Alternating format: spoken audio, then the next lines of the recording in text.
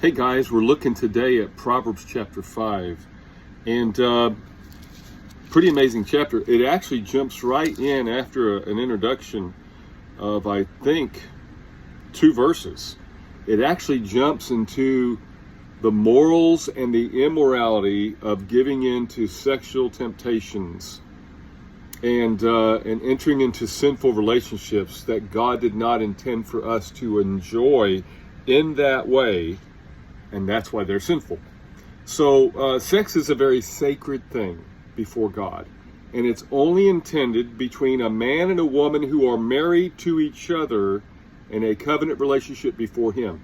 So any other sexual intercourse of any kind outside of that marriage relationship of that man and that woman, and I say all that very carefully, because it's not a man and a man or a woman and a woman. It's literally a man and a woman in a covenant relationship before God in marriage that have promised themselves to Him and to each other. That's when sex is to be appreciated and enjoyed between those two people and those two people only. So he jumps into the immorality of listening to temptation. In this case, the temptation comes in the form of an immoral woman. But it goes on from verse 3 on down. It talks about don't do it, and here's why.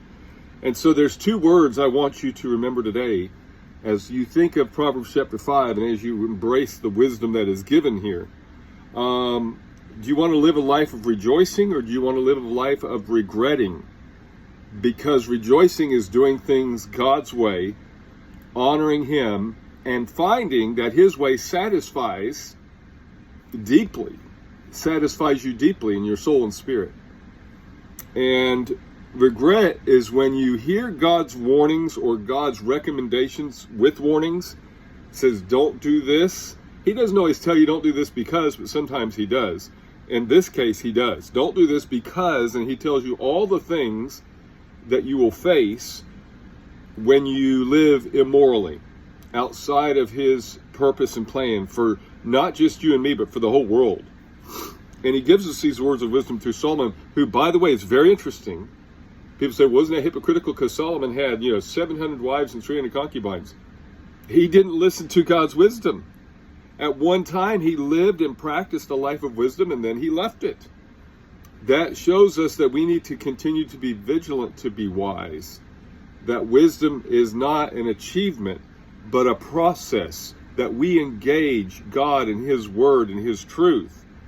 Through that, we are made wiser and we become wise people. But we can also be foolish and leave the path of God. As he says in chapter 4, we can err from the path and live a life of foolishness. So what's interesting is he talks about what's going to happen when you live immorally, when you go outside the, by the way, here's the key word, when you go outside the boundaries of what God has designed for your life as a married person versus an unmarried person. Now, tragically in today's society, in today's world, Christian and non-Christian, it's very popular to live together before marriage, totally against God's plan and purpose and will. It's popular to have sex with one another within a date or two. Extremely against what God would have you to do. Listen, save yourself for marriage. I did, you can. Save yourself for marriage. Be pure. Walk in holiness. Be righteous before God. Don't give away something that's so sacred and beautiful to whoever. People often, once again, here's another thing I want you to remember. When God gives these words of wisdom, and He draws these lines and defines things and creates these boundaries, and He says don't try to operate outside these boundaries or it's going to be bad.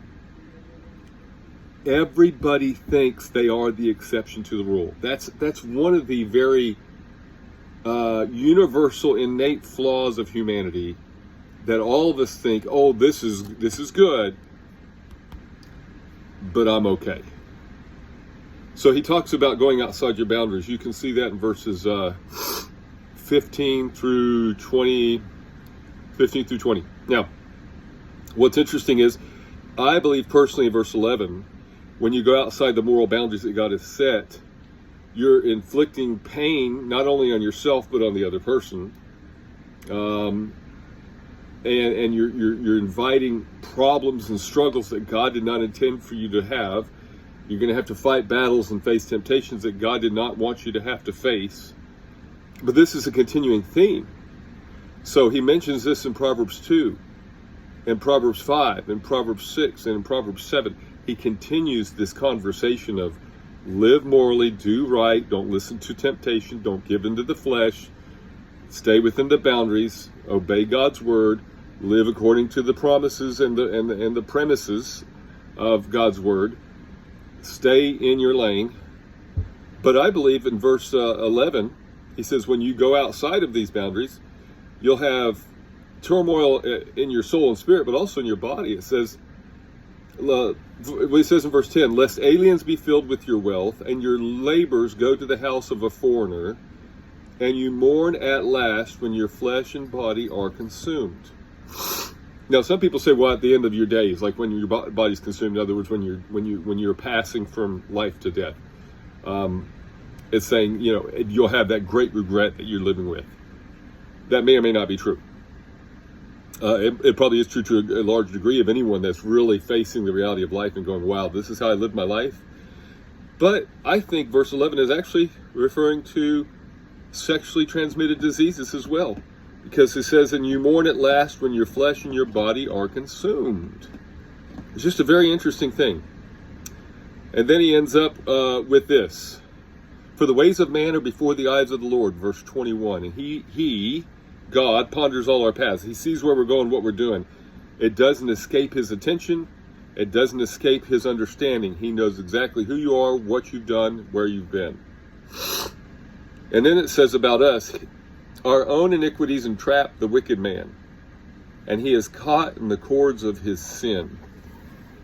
That word cords, caught in cords, reminded me of the story of Samson. If you don't have time, go back to the Old Testament book of the book of Judges and read the story of Samson and Delilah and how he was physically and spiritually caught in the cords of sin and how that was his destruction because he didn't guard his heart. He didn't stay within the boundaries of God, what God wanted for him, and his passions led to his destruction. And my children, I'm making these videos for my children and kids. I don't want your passions to rule your life and lead you into destructive behavior that could consume you if you let it go. He says this more in other Proverbs, and we'll look at it. But these things need to be guarded, and your heart needs to be guarded. And you need to live morally, ethically, spiritually, and righteously pure. Be right with God. So, once again, we get back to the initial question. Are you going to live a life of rejoicing or a life of regret? Enjoy Proverbs 5. It's very powerful.